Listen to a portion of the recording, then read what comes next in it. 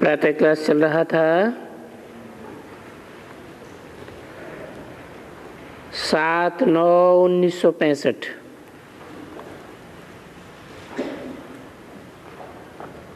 मंगलवार को छठे पेज की याद में बात चल रही थी। ये पक्का समझो कि जो भी मुरली रोज चलती है शिव बाबा ही चलाते हैं।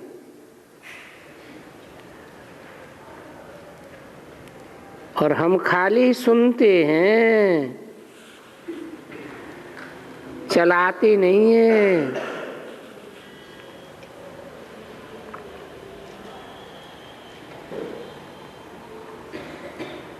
तो शिव बाबा ही मुरली बजाते हैं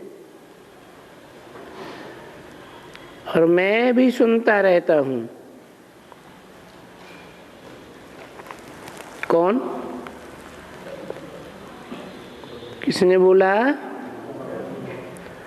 ब्रह्मा बाबा ने बोला मैं भी सुनता रहता हूँ, मैं मुरली चलाता नहीं हूँ, खाली सुनता हूँ। खाली माने समझता नहीं हूँ, सिर्फ सुनता हूँ। तो बच्चे समझते हैं कि हाँ भाई ये भी तो ऐसे ही है ना, हमारे मुआफिक ही है। जैसे कौन? ब्रह्मा बाबा। उनमें अपना थोड़ा आ जाता है, क्योंकि वो समझते हैं हम तो सेवा करते हैं ना, ये तो सुनते रहते हैं ना, तो हम इनसे तीखे हो गए और सचमुच ऐसे मान भी लेते हैं। वो फिर दूरंदेशी नहीं होते हैं। ये तो बच्चों को समझा देते हैं, युक्ति बताते हैं कि बच्चे ऐसे ही समझो तो शिव बाबा को याद करते रहने से विकर्म विनाश होता है। वो युक्तियां निकाल कर बताते रहते हैं। इसमें कोई देवान की तो बात ही नहीं है।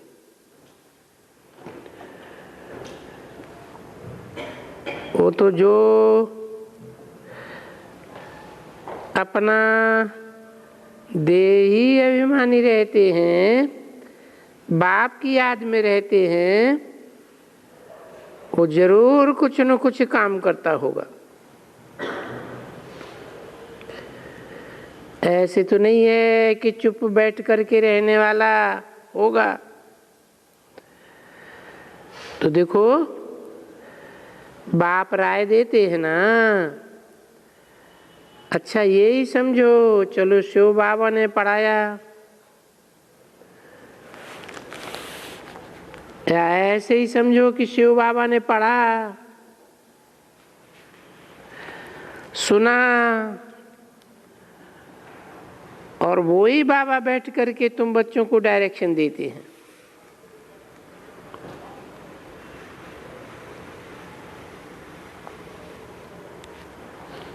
ठीक है ना? तो भलो फिर भी याद तो करो ना कि शिव बाबा ने रेडियो में सुना और शिव बाबा ही इन द्वारा बैठ करके डायरेक्शन देते हैं। कैसे ऐसे करो, ऐसे सर्विस करो, ऐसे दूरंदेशी बनो, ऐसे ऐसे विचार सागर मंथन करो, तो फिर सबकी बुद्धि में आता है। फिर वो 1, 2, 4 अथवा 5 आपस में मिलते हैं कि भाई ऐसा करना चाहिए, ऐसे पत्र छपाना चाहिए। अच्छा, तो जरूर कोई दो जा करके जो समझू होवेंगे, हमेशा दो ही जाते हैं।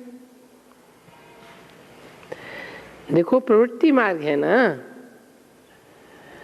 तो हमेशा प्रवृत्ति मार्ग की राय देते रहते हैं।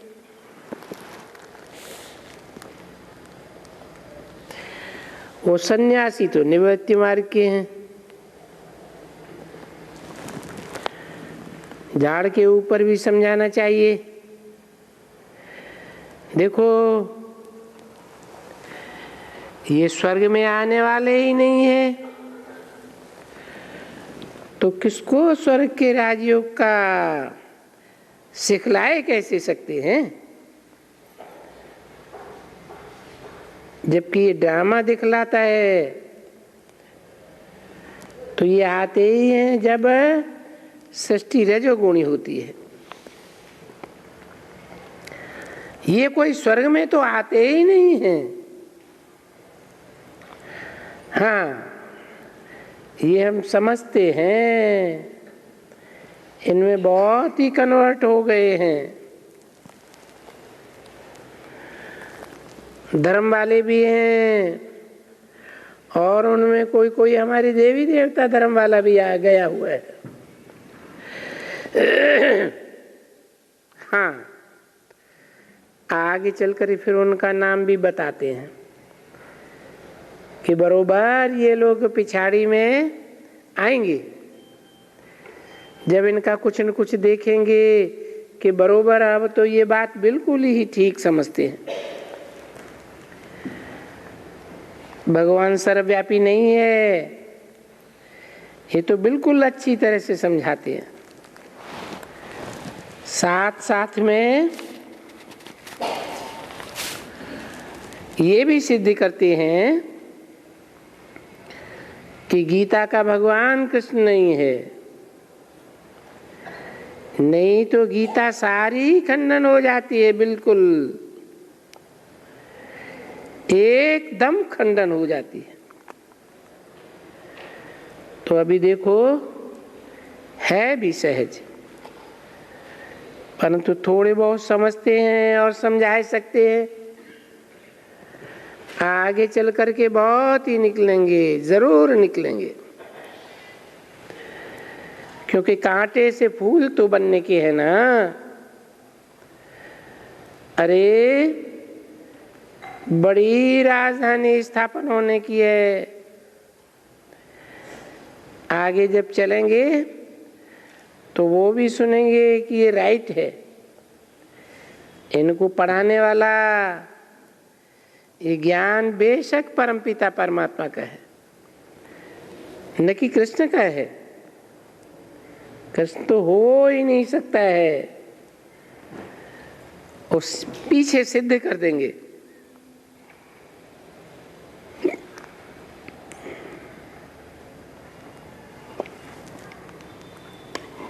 जैसे तुम बच्चे भी तो सेंसिबल हो, बुद्धू तो नहीं हो ना।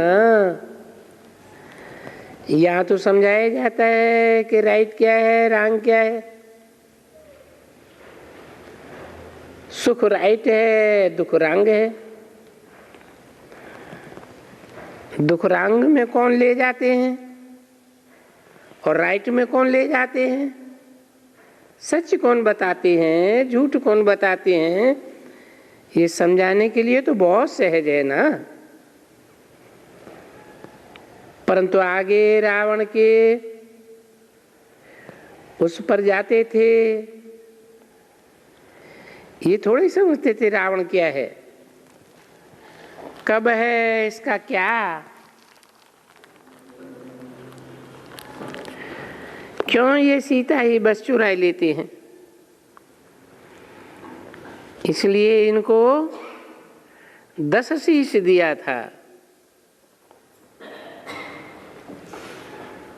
बस राम राज्य में यही विघ्न आकर के पड़ा था। ऐसे हो सकता है क्या? ये आए थे राम राज्य में, इनको तो ये थोड़ा ही मालूम है कि हाँ बरोबर ये द्वापर में शुरू हुआ है। क्या क्या द्वापर में शुरू हुआ? सीताओं का हरण करना, पराई स्त्रियों का हरण करना कोई त्रेता की बात नहीं है, ये तो द्वैतवादी द्वापर की बात है। ये सीता आदि चुराना ये राम राज्य में तो था ही नहीं, ये द्वापर में शुरू हुआ है और ऐसे ही जब तक चला आ रहा है। अभी रावण को ऐसे कोई थोड़ा ही समझेंगे, इन बातों को सिवाय तुम्हारे कोई एक भी नहीं समझ सकते हैं। सो भी नंबरवार पुरुषार्थ अनुसार यथार्थ चीज से बैठ करके किसको समझावे? वो तो फिर पढ़ाई के ऊपर नंबरवार है सब।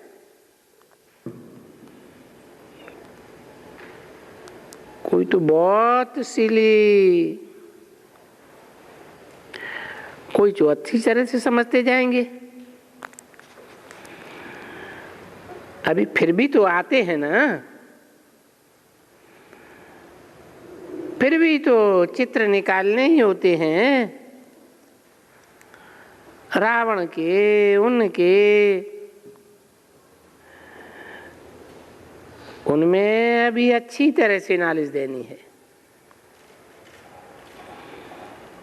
ये दुश्मन कब से आया हुआ है वो तिथि तारीख डालनी चाहिए। क्या तिथि तारीख डालेंगे? हैं? ये दुश्मन रावण जो सबको व्यभिचारी बनाता है वो कब से आया है? तिथि तारीख क्या डालेंगे? अरे अरे इब्राहिम कब से आया? द्वापर से आया। द्वापर में भी कब से?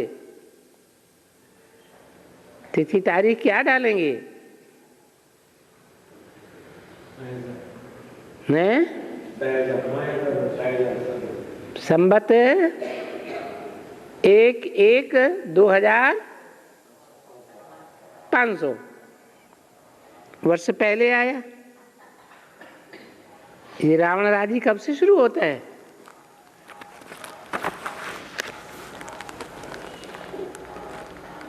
और कैसे ये पुराना दुश्मन है?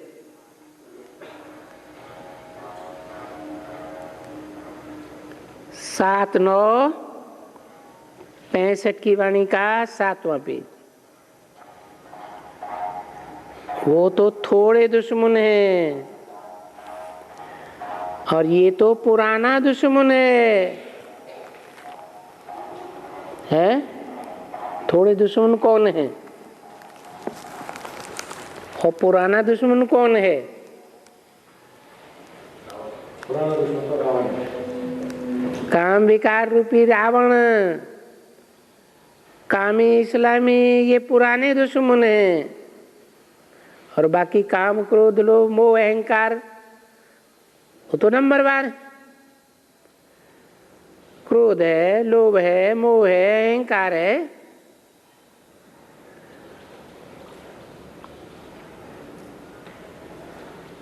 तो इन पर जीत पहननी है। इस रावण पर जीत पहनने से जगत जीत बन सकते हैं। किस रावण पर? क्या गायने? काम जीते जगत जीत। जगत जीत बनाने वाला फिर भी तो भगवान वाच। तो ये सभी बातें सुनकर एक कान से निकाल करके दूसरे कान से चला जावे, वो तो कुछ काम क्या ही नहीं रहा। तो फिर सर्विस करनी चाहिए। बाबा तो अनेक प्रकार की युक्तियां बताते हैं। अभी ये नाटक में कितने आएंगे, कितनी सर्विस हो सकती है। देश देशांतर अभी कितने पत्र छपाने चाहिए। पत्रे भी एक दफा छपा करके फिर एक दफा नहीं, फिर आगे चलकर विचार सागर मंथन करके फिर और कुछ नए नमूने से पत्र छपावे, क्योंकि हमको तो ज्ञान मिलता रहता है और डायरेक्शंस भी मिलते रहते हैं। पत्रों में ये लिखना चाहिए जो नए नए डायरेक्शंस निकलते हैं। अभी ये जो दूसरे पत्र छपाओ उसमें ये लिखो, सब एक साथ नहीं छपाए लो, वो पूरा हो बे तो अभी इतना नहीं, वो तो तीर लगता है तो और कुछ पॉइंट मिलेगी तीर लगाने की, जाते बहुत हैं, समझा ना। जब ऐसा कोई रिलीजियस खेल होता है तो रिलीजियस वाले बहुत जाते हैं, और जो वो स्टोरी होती है प्यार की और गंध की, इसमें कोई गंध की बात नहीं होती है। तो ऐसे गंदे पुरुष बहुत जाते हैं, आजकल जाते तो सभी हैं, गंदगी तो लगी हुई है बरोबर।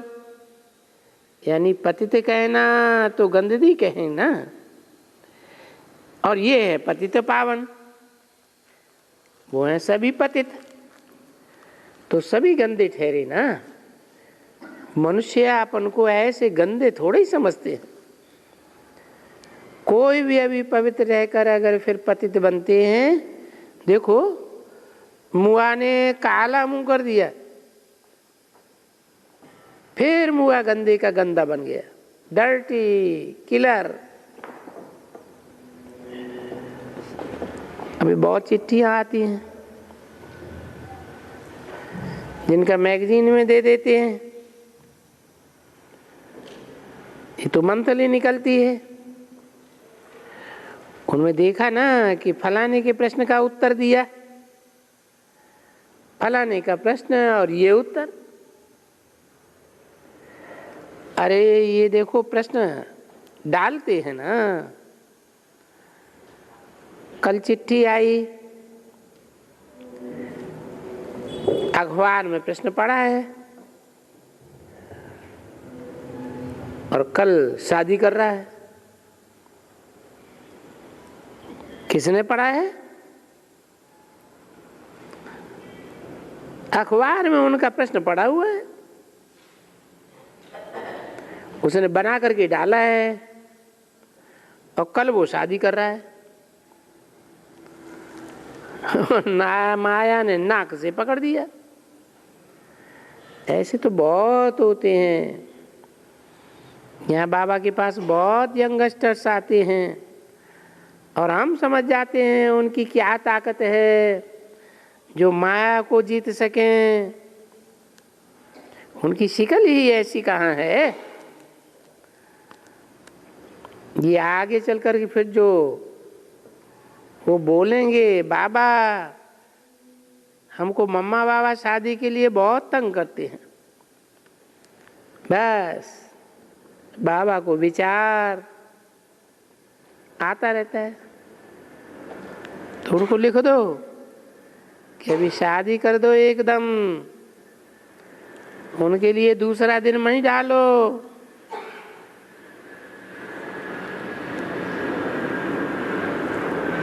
जो कहते हैं माता पिता हमको शादी के लिए बहुत तंग करते हैं,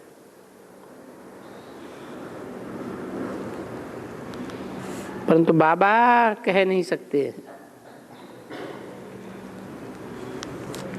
समझ जाते हैं कि ये मुआ के मुआ, ये पूछते हैं ना, ये मुआ। अब ये पूछने की तो दरकार ही नहीं है कि मैं शादी करूं, या मुझे ये जोर देते हैं या करना चाहते हैं, या ये कन्या कहती है कि बाबा मुझे ये बहुत तंग करते हैं।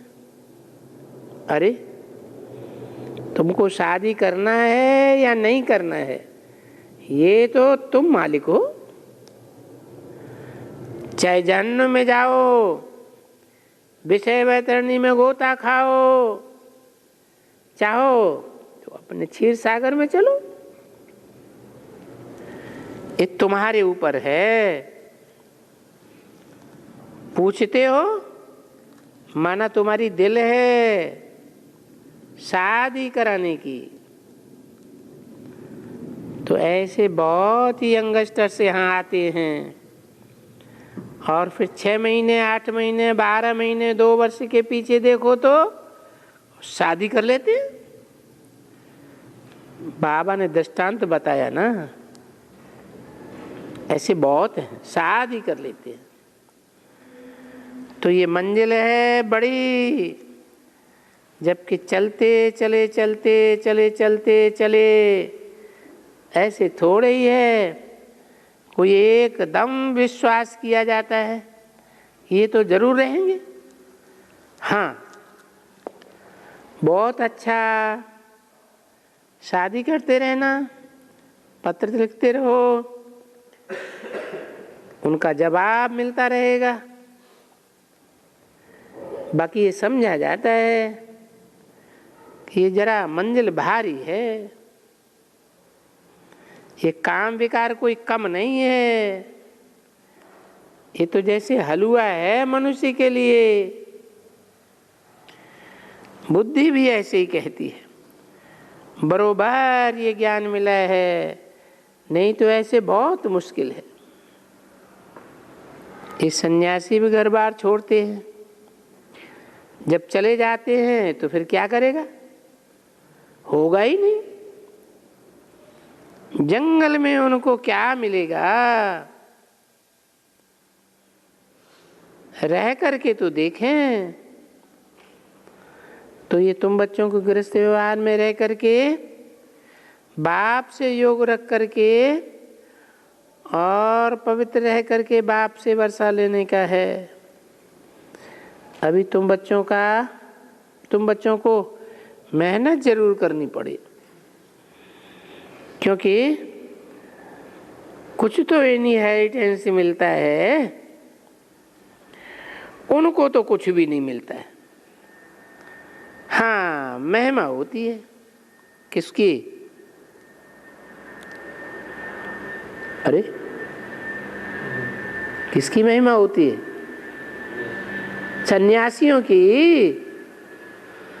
उनकी थोड़ी महिमा होती है, देखो पवित्र रहते हैं, त्याग किया है, देखो कितनी बड़ी बड़ी कमाई हुई है, बड़े बड़े फ्लैट्स बना करके बैठे हैं, मठपंथ बना के बैठे हैं, बड़े बड़े घमंड से उनका आसन बना हुआ है, बहुत ही बड़े बड़े आदमी। रामकृष्ण जैसे प्रेसिडेंट उनको जा करके माथा टेकते।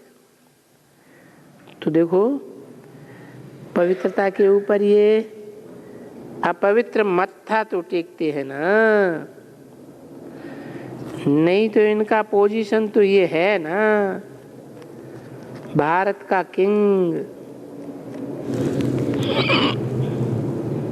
भारत का किंग कहेंगे, भारत का किंग। और वो सन्यासियों के पास जाकर के माथा टेकता, क्यों, कारण क्या है, पतित है। 7/9/1965 की वाणी का 8वां पेज। तो वो पावन है, वो पतित हैं, उनका सन्यास किया हुआ है। तो देखो फर्क, बड़े बड़े राजा लोग भी सन्यासियों के पास जाते हैं, देखो ग्वालियर की महारानी साधु के पिछाड़ी में माथा टेकती है। क्या? क्योंकि वो पावन है, अरे सन्यास किया हुआ है। बाकी अगर हिस्ट्री समझी जाए तो समझे ये तो दुख दे करके अपने घर को एकदम खत्म कर दिया। ये तो सिर्फ नारी पवित्र बनती है तो भी देखो कितनी रड़ियां मारते हैं कि बच्चा घर कौन संभालेंगे, ये करते हैं। हमको घर से ये इनको फूट डालते हैं और जो फूट डाल करके चले जाते हैं। फिर उनको तो कोई पूछता भी नहीं है। किनको? जिनको छोड़ छाड़ करके घर बार को चले जाते हैं, पत्नी बीवी बच्चों को, उनको तो दुनिया में कोई पूछता भी नहीं है।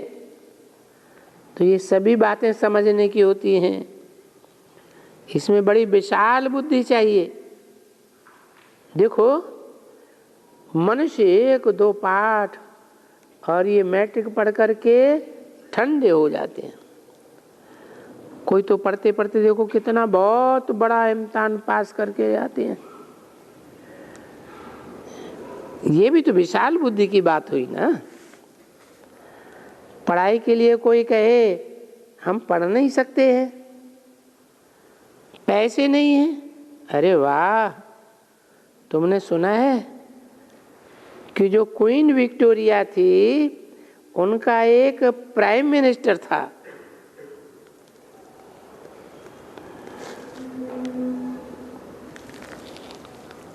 बाल्डविन। वो घर में बत्ती जला करके पढ़ता था। बहुत गरीब का बच्चा था, एकदम गरीब का बच्चा था और पढ़ ही नहीं सकता था क्योंकि फीस ही नहीं दे सकता था। तो गरीब का बच्चा छोटी सी बत्ती जला करके भी पढ़ते पढ़ते प्राइम मिनिस्टर जाकर बना। इस समय भी ऐसे ऐसे मेहतरों की औलाद पढ़ते पढ़ते MP बन जाते हैं। पुरुषार्थ से तो सब हो जाता है ना। तो है ही मुख्य पुरुषार्थ। पुरुषार्थ बड़ा कि प्रारब्ध बड़ी है? पुरुषार्थ बड़ा। अरे भाई पुरुषार्थ ही बड़ा है ना। ऐसे कभी पूछते हैं तो कहते हैं नहीं, प्रारब्ध में होगा तो पढ़ेगा। अरे ऐसे थोड़े ही हम कहते हैं नहीं, पुरुषार्थ करेगा तो प्रारब्ध मिलेगी ना। ये बहुत आपस में लड़ते हैं। प्रारब्ध बड़ी है कि पुरुषार्थ बड़ा है, बोलते हैं ना। प्रारब्ध में होगा तब तो पुरुषार्थ करेंगे ना। अगर ऐसे कहेंगे कि प्रारब्ध में होगा तो पुरुषार्थ करेगा तो वो तो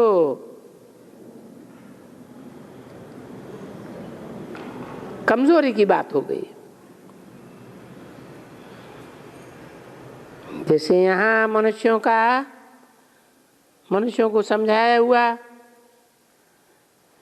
कि आधार ड्रामा को समझना है। जो सतयुग में पहले था सो फिर होगा। तो पुरुषार्थ भी हम फिर जरूर जाकर के करना पड़ेगा। जबकि श्रीमत मिलती रहती है तो ड्रामा में जब है कि हम देवता बनेंगे तब तो हमारा पुरुषार्थ जरूर होगा। हमको ड्रामा जरूर पुरुषार्थ कराएगा। बस हम चुप करके बैठ जाते हैं, ड्रामा जरूर कराएगा। पीछे देखो रिजल्ट क्या होता है? ड्रामा के ऊपर आधार लेकर जो बैठ जाते हैं उनका क्या रिजल्ट होता है? फेल होते हैं, गिर पड़ते हैं कि रह जाते हैं? गिर पड़ते हैं। तो प्रारब्ध और पुरुषार्थ के लिए भी ऐसे ही 1-2 में कहते हैं। यहाँ ड्रामा की बात कहेंगे तो बहुत ही गिर पड़ते हैं, समझ नहीं। मुख्य बात बाबा कहते हैं कि बाप का परिचय दो तो भगवान तो एक हो जाए। उन एक भगवान से फिर सिद्ध भी हो जाए कि गीता का भगवान भी एक ही भगवान है, न कि साकार निराकार।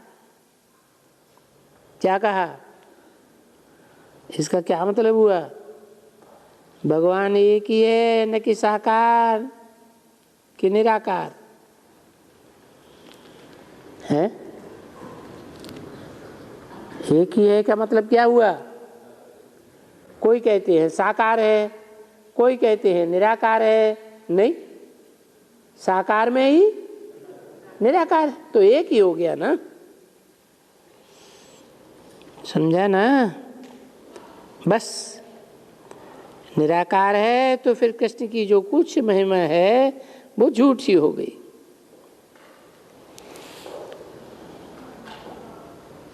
क्यों?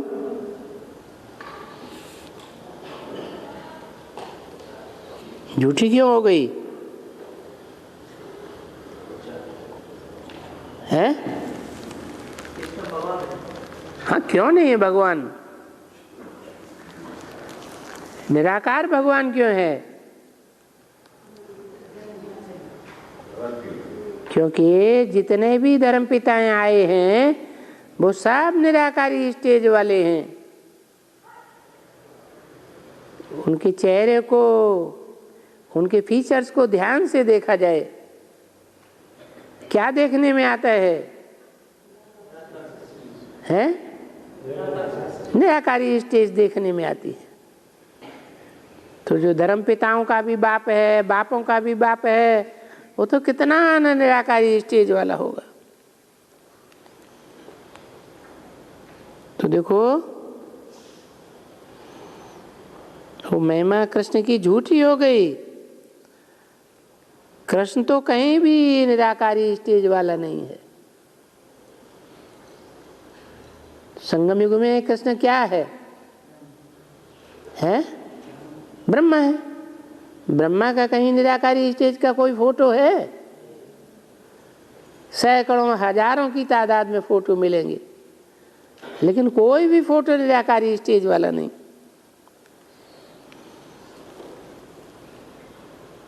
भागवत झूठा हो गया, गीता झूठी हो गई, फिर उनके बाल बच्चे जो भी शास्त्र हैं सब झूठे हो गए।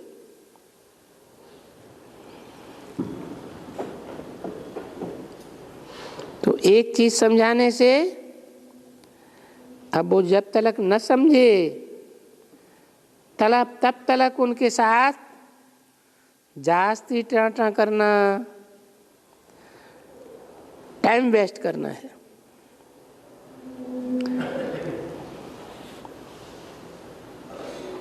और टाइम व्यर्थ जाता है। इसलिए हमेशा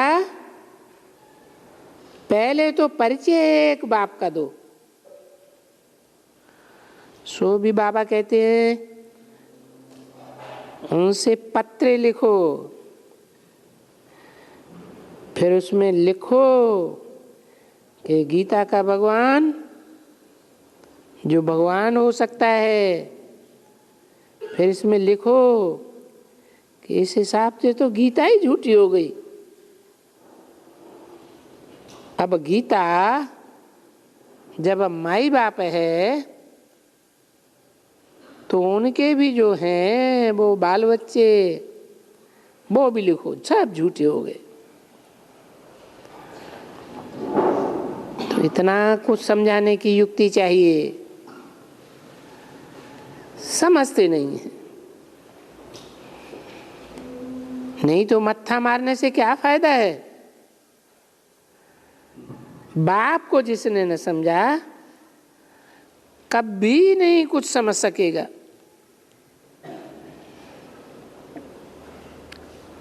पीछे उनके साथ जास्ती टिक टिक करना, ये टाइम वेस्ट हो जाता है। इसलिए बाबा ने 60 में युक्ति रची है, बच्चों का टाइम भी वेस्ट न हो और आ करके उनको ऐसा बात समझावे। कोई चीज तुम बात कर सकते हो, भले सन्यासी भी हो, पहले पहले ये बात समझाओ। नहीं मानते हो, अच्छा अपना रास्ता लो। कौन सी बात समझाओ?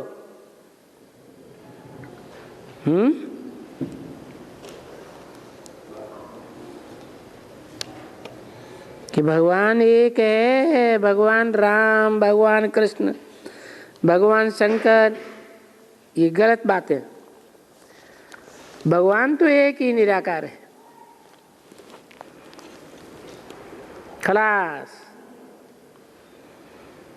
जास्ती बात करने की कोई दरकार नहीं।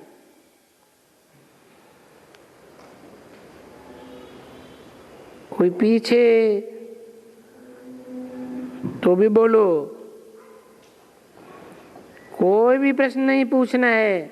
ये क्या है, ये क्या है, ये कुछ भी नहीं है। अगर बाप को नहीं समझ सकते तो कुछ भी नहीं समझ सकेंगे, बिल्कुल नहीं। पहले ये समझो कि तुम्हारा बाप कौन है। तुम्हारा बाप है या नहीं है?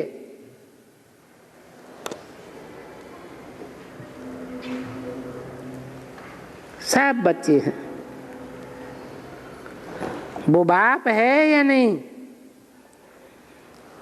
देखो, तुम कहते हो ना बरोबर वो पिता है, सबका बाप है, तो लिखो पिता है और एक भगवान है। पिता भी एक तो भगवान भी एक, बाकी सभी रचना है, सभी क्रिएशन है और क्रिएटर एक है।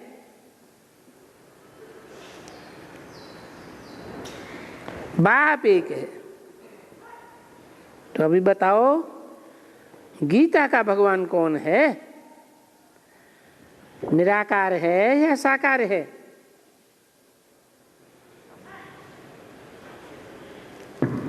बुद्धि में बड़ा मुश्किल समझेगा।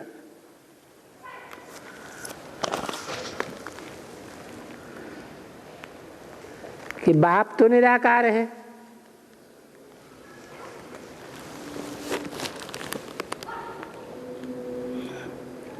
समझेगा ना।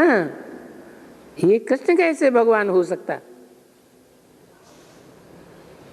हम कैसे कहेंगे ये भगवान है? इसने कैसे आकर की ये गीता सुनाई?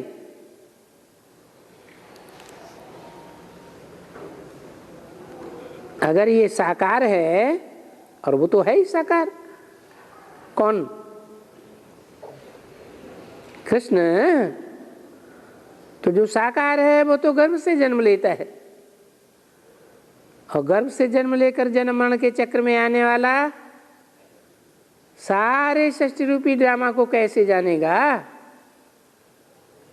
वो तो निराकारी है, जो कभी गर्भ में नहीं आता। तो ये साकार कैसे गीता सुनाएगा? फिर वो तो बता दिया ना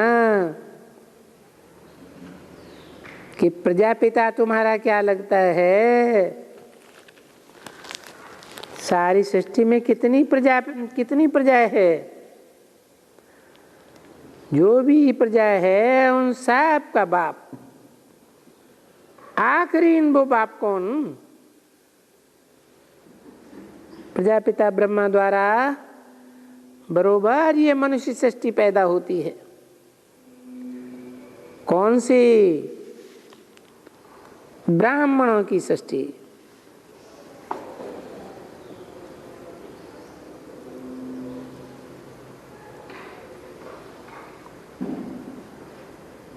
ये कोई गर्भजेल से सृष्टि पैदा नहीं होती है, अडॉप्ट करती हैं, एडॉप्शन है। शूद्र से अडॉप्ट करते हैं, ब्राह्मण बनते हैं, फिर ब्राह्मण बन करके देवता बनते हैं। तो पहले तो बाप की बात बताओ, और वो बाप का परिचय दे करके लिखा करके लेना चाहिए। परंतु बाबा सुनाते हैं, कोई करते थोड़े ही हैं। कोई फिर ऐसा मानते भी नहीं है।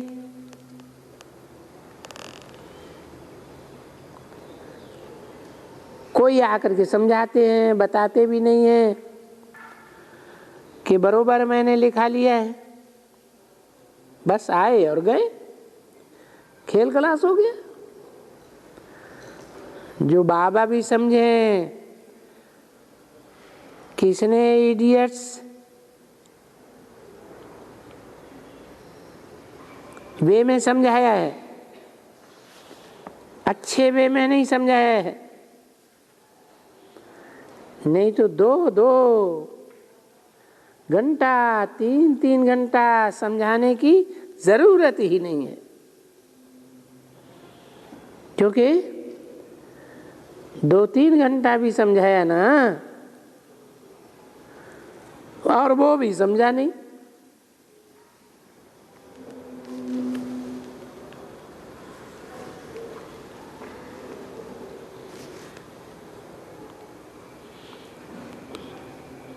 तो चला जाएगा ना, फिर भूल जाएगा, क्योंकि उसने कोई जास्ती बात तो समझी नहीं, लिख करके ही नहीं दिया हुआ है। जो उनका नाम एड्रेस होवे, फिर उनसे लिख करके पूछा जावे, अरे बाप से वर्षा लेने का कुछ तो पुरुषार्थ भी करते रहो। ऐसे इतनी मेहनत करनी चाहिए, जो आने वाले हैं उनकी एड्रेस भी जरूर लेनी है, ली जाती है, समझाया भी जाता है। जब देखते हैं कि हाँ ये समझते हैं बाप को, और ये तो उनकी खुशी वापस ले आना चाहिए। कि बाप से बेहद का वर्षा मिलेगा तो कैसे मिलेगा? सुखधाम में तो चलना है ना, या इसी दुखधाम में पड़े रहना है? ये दुनिया तो दुखधाम है, लिखो, ये दुनिया दुखधाम है। ये बाप अभी यही सुखधाम स्थापन करते हैं, सुखधाम जाने का रास्ता बताते हैं। अच्छा, ओम शांति।